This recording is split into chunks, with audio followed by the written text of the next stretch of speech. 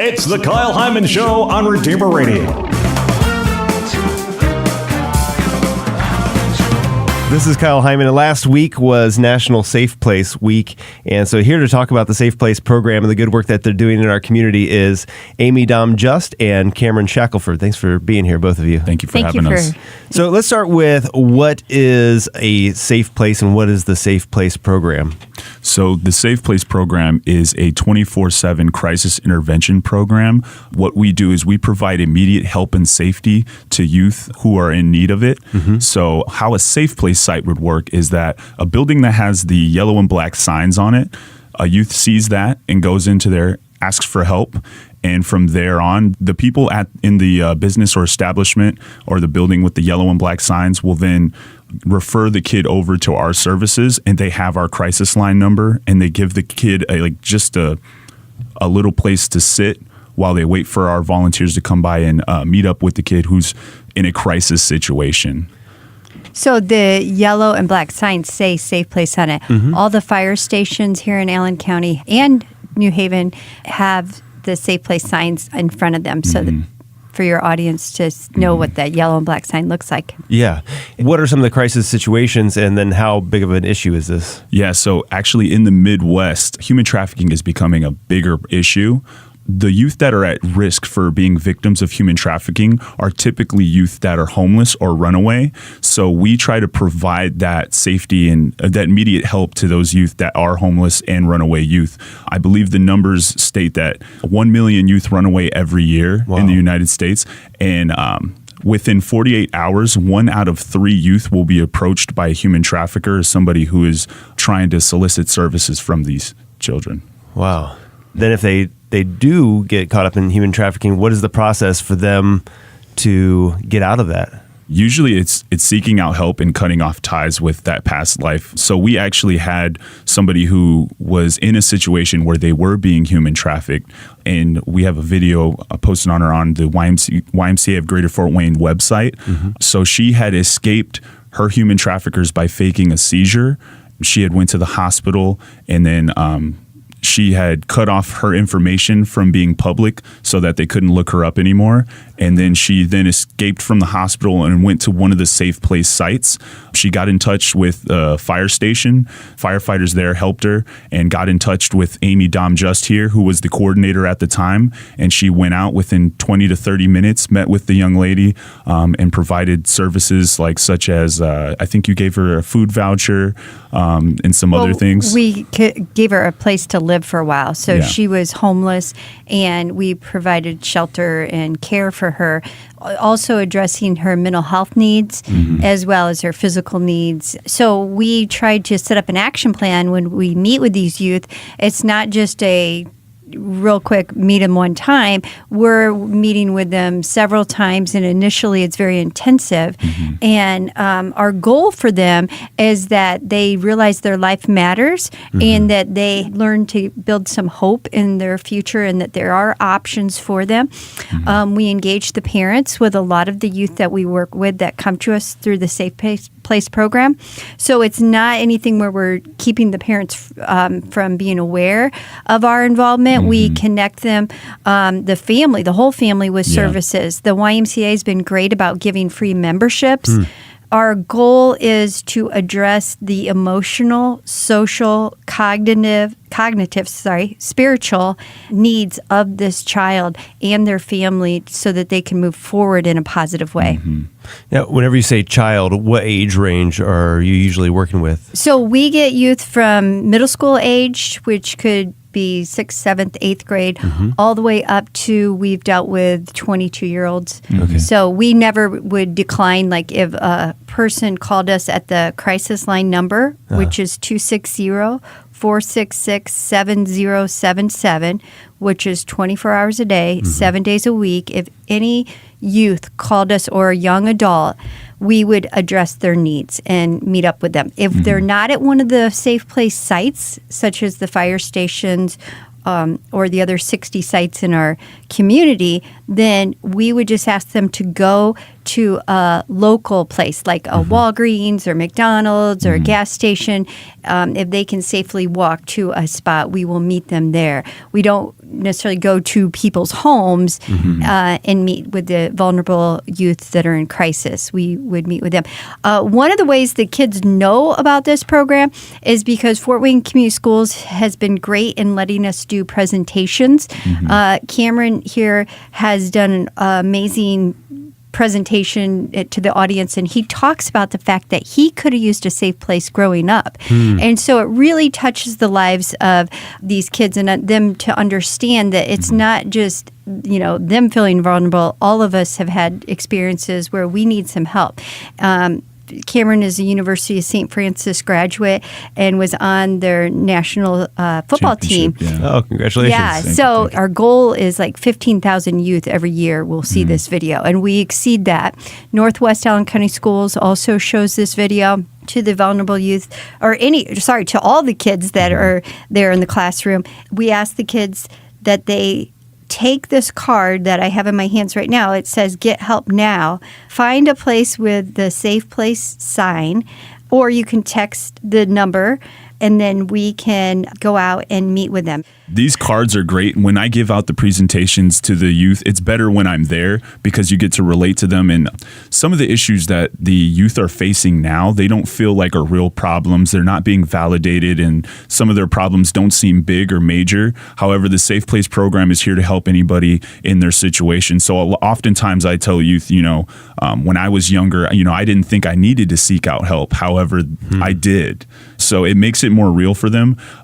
For an example, when I was interning with under Amy Dahm, when we were at one of the schools, we were giving out a safe place presentation, and I had told a little bit of my story, and most of the kids at the time, they don't grasp the need for this program. However, this one youth, he had kept the card in his wallet, and there was one night where he was arguing with his mom.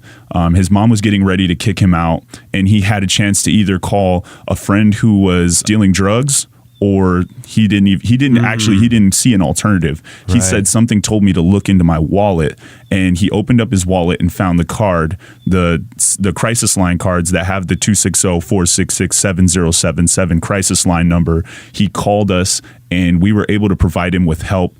My coworker had actually worked with him in the schools, which is, it just goes to show that we work long term with these youth. It's not just that immediate time and we say bye. He had went in the home and actually given the family a food voucher from Community Harvest Food Bank, because he had seen that in the house what they were arguing over was over the fact that there was no food in the home, and he was hungry, and so he had ate something and mom had disagreed. So then they fought over that, and he was kicked out. Now that could have went one of two ways. He could either called us, or he could have went and started selling drugs and went to a life of crime. He luckily sought out help. He joined the Blue Jacket program, where he was able to find work. He was working at a local facility where he's making pretty good money now, and he's just a hardworking kid, and was a kid that didn't belong in the street life or the that sort of culture or that life of crime. The fact that he was able to reach out for us for help, we were able to provide that support. We didn't necessarily give him the answers, but we helped to set him up for success and betterment of their life, and we worked with the family as a whole and not just the student. Yeah. And whenever you're talking about young people, this might be a resource that they use and have for them, but maybe it's a resource that they have for their friend as well. Because a lot of times you're in a crisis situation, you don't necessarily go to an adult to talk about it. You say something to your friend and be like, hey, why don't you give these guys a call? But for our schools, our churches, for parents to have some of these cards or the number on hand as a resource, even if they don't come forth and say that this is an issue and you're like, wow, you need some help with this, you might get a sense that there could be an issue in the future. If they say, not get along with parents or whatever, you sense that this is more than just, an argument with a parent that every kid has. You say, you know what, maybe someday you need this resource. Exactly. So it's something we should all be aware of, that this is out there and as a resource that we can preemptively suggest as a resource for our young people as well. Yes. And the Safe Place program primarily runs on volunteers and the strength of donors. So it's actually a community effort, and it's a community program. So it's perfect because the community builds up this program as well as they participate in it. We have meetings quarterly where the community is welcome to come by, and we have different people from the community talk about how we can better the Safe Place program. The phone is manned 24/7. So that crisis crisis line is held by somebody here in Allen County. Now, this is not something that's outsourced into some other county, and this is not outsourced into some other state. The kids, when they call the Safe Place line in their county, they can get in touch with somebody who is there in their area and get that immediate help. So I like to utilize volunteers. We have processes that they have to go through in order to be a volunteer for the Safe Place program, but studies show just one healthy person or healthy relationship in a youth's lives can change their life forever. So, just being part of that volunteer, although it's not monetarily rewarding, it is something that it's very, spiritually rewarding. Sure. And our staff, we pray a couple times a week, especially when we get these calls, that we can touch them in a way that we can help them better their future. So we know that it's not just us, it's through the, God's intervention that we're able to, or God's guidance, I should say, the Holy Spirit guiding us to do this work. And you mentioned fire departments, you mentioned the YMCA. What are some other types of locations that are designated as Safe Place? Yeah, so we just got Trinity English as a Safe Place site here in Fort Wayne. We also have the New Haven Fire Departments are also a new one.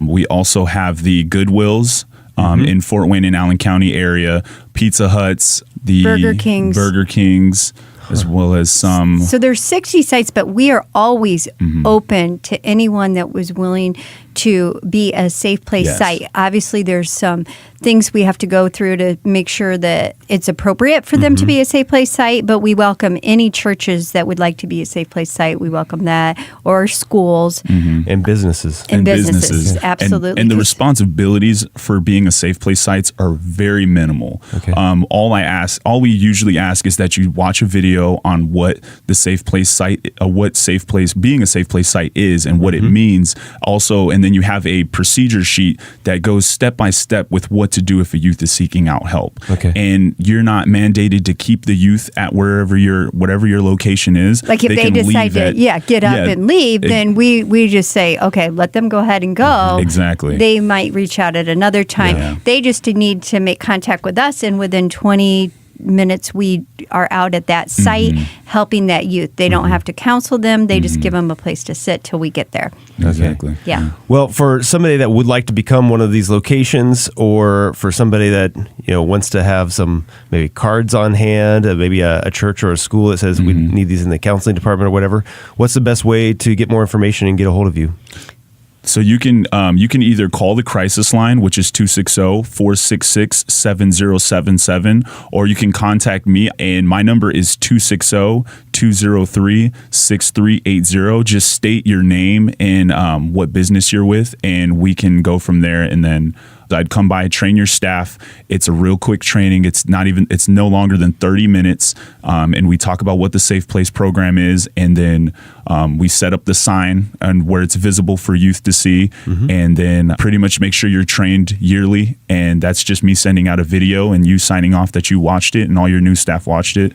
And lastly, I just want to say that a lot of times the kids that we serve, they're struggling, or a parent or someone in their life is struggling with a mental illness, and we're sensitive to that and making sure that their family members or they get some help that they need. So mental illness, trauma, all those things can really create a lot of havoc where people lose jobs and their whole life can unravel for them.